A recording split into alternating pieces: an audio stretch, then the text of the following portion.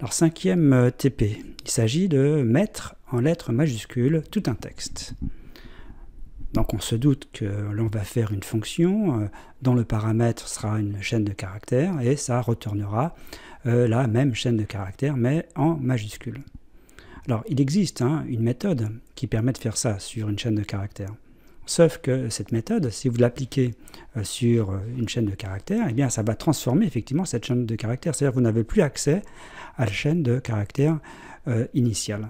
Ça la met en majuscule et est terminée. Tandis que là, ça garde la chaîne de caractères initiale. Vous avez une autre chaîne de caractères qui est la même mais en majuscule. Donc c'est en fait un peu différent. Bon, je vous laisse réfléchir. À tout à l'heure.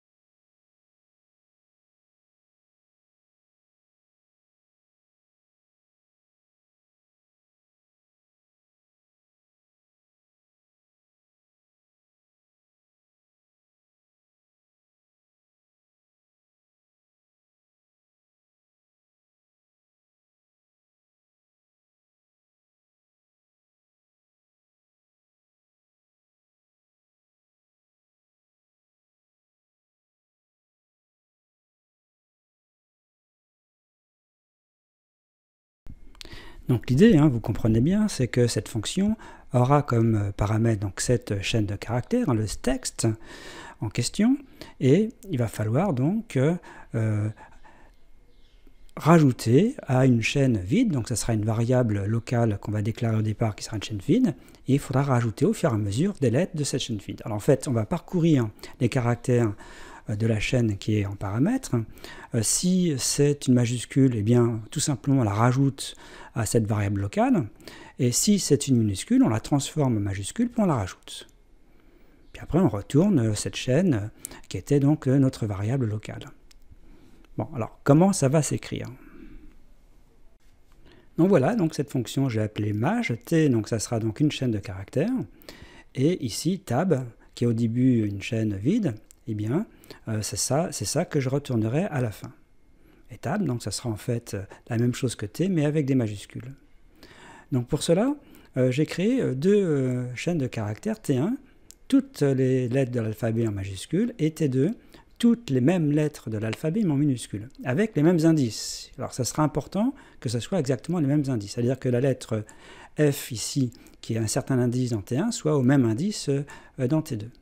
Donc pour récupérer, si par exemple j'ai une minuscule et je veux récupérer la majuscule, il va falloir que j'ai accès à l'indice. Ça va être important.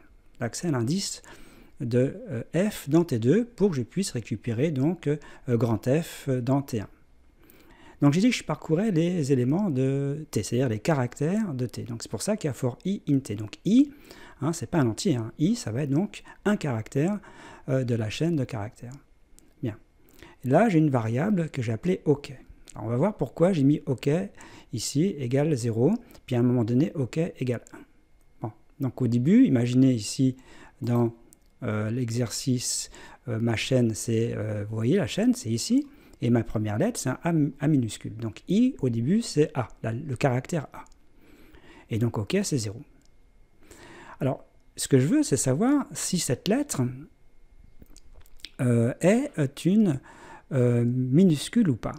Donc pour savoir si c'est une minuscule, je vais parcourir les lettres de T2, et je vais voir si cette lettre A est en fait dans T2.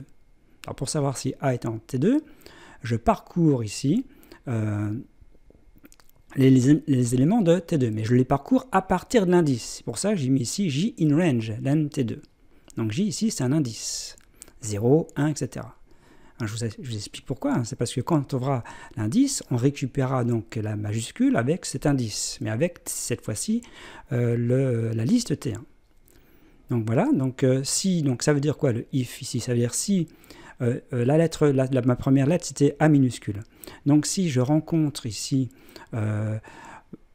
dans T2 eh bien, une lettre minuscule, donc ça va être le cas, hein, I c'est A, eh bien c'est en fait la première lettre du tableau T2, et bien dans ce cas-là, qu'est-ce qu'on fait? Eh bien je rajoute à tab, qui au départ est donc une liste vide, une chaîne de caractères vide, eh bien je rajoute T1 crochet J, c'est-à-dire je rajoute la majuscule de T1 qui correspond exactement à l'indice J de T2. C'est bien ce qu'on fait. Puis après j'arrête la boucle avec un break, et j'ai mis OK égale 1. Donc ça, le fait de faire un break, eh bien ça m'arrête la boucle. Puis après, à la fin de la boucle, j'ai mis if OK égale 0, je rajoute I à tab, c'est-à-dire que c'est censé dire que la boucle étant terminée et je n'ai rien trouvé, je n'ai pas trouvé de minuscule, ça veut dire que c'est une majuscule. Donc comme c'est une majuscule, je la rajoute à tab. Bon, alors pourquoi OK? En quoi ça intervient? OK, alors imaginez ici, je le ferme, donc je vais exécuter le programme et je vais voir ce que ça donne. Donc ici, j'appelle la fonction donc maj avec, vous voyez, cette chaîne de caractères là, ici, et je vais exécuter le programme. Alors ce qu'on pourrait même faire, si on veut, on pourrait mettre la variable, ici une variable globale, par exemple C1 c'est la chaîne de caractères, cette chaîne-là, et après C2 c'est la chaîne de caractères maj, et comme ça on pourrait afficher C1 et C2. Bon, bah là comme on les voit, c'est pas la peine, on pourra améliorer avec, effectivement avec des inputs après. Et vous voyez bien, ça a bien mis tout en majuscule. Alors si je mets ici, je ne mets pas 1, je mets 0. En fait, c'est comme si OK, la variable OK, la variable donc locale OK, n'existait pas, hein, parce que c'est toujours 0. Alors que se passe-t-il si on fait ça? Ah oui, ça ne va pas. Alors pourquoi ça ne va pas? Pourquoi j'ai mis cette variable-là? Pourquoi j'ai mis 1 ici? Parce que il faut que je sache, hein, imaginez que j'ai trouvé ici une minuscule, donc ici, avec cette boucle for, donc ça veut dire que j'ai trouvé dans mon texte, T une minuscule, c'est-à-dire I est une minuscule, et donc je recherche la majuscule correspondante et j'ajoute à tab. Et la boucle est terminée. Et s'il n'y a pas le OK, donc je rajoute I, donc je rajoute quand même la minuscule, donc du coup. Il ne faut pas que j'ajoute dans ce cas-là. Hein, c'est-à-dire, si c'est une minuscule, je rajoute la majuscule correspondante, mais il ne faut pas que je la rajoute, elle, la minuscule. C'est exactement ce qui s'est passé ici, vous voyez. J'ai rajouté la majuscule et la minuscule. Donc en fait, pour dire qu'à un moment donné, que j'ai bien trouvé une minuscule et que je rajoutais la majuscule correspondante, j'ai mis OK égale 1. Hein, ça veut dire que, bah oui, c'est passé, j'ai bien trouvé I, la variable I dans T, c'est bien une minuscule. Le OK égale 1, c'est pour dire c'était une minuscule. Et donc, je l'ai transformé, j'ai pris la majuscule correspondante que j'ai rajoutée à tab. Et ici, je rajoute I uniquement, justement, si OK vaut 0, c'est-à-dire si OK n'a pas été changé dans la boucle for. OK égale 0 signifie donc que I ne se trouve pas dans T2. Donc ça peut être une majuscule ou un autre caractère. Donc je refais. Et vous voyez, ça me donne bien ça. Alors on va rectifier un petit peu avec des inputs pour que ça fasse plus joli. Alors voilà donc de l'input, hein, simplement, bah voilà, C1 ça va être ce que l'utilisateur va saisir, un texte. C2 bah, ça va être maj C1. En faisant maj C1, ça ne transforme pas C1, c'est quand même un point important. Et donc je peux afficher C1 et C2. Alors essayons. Je vais mettre un texte, n'importe lequel. Par exemple, bonjour. Je mets un espace et un point ici d'exclamation. Voilà. C'est exactement ce que l'on voulait. Et on voit bien le texte initial et le retour de la fonction appelée avec la variable C1. Alors là, je propose une variante que j'ai appelée maj1. Parce que, on va dire, bah, pourquoi s'embêter avec la variable OK, hein, qui me dit si c'était une minuscule ou pas. Pourquoi faire plus simple, par exemple, comme je propose, je parcours donc I parcourt donc les caractères de T. Et bien si I est dans T1, eh bien je rajoute I dans tab. Et sinon, je parcours les éléments de T2 pour reconnaître que si J est une majuscule, puis je remplace comme tout à l'heure et j'arrête et je retourne tab. Bon.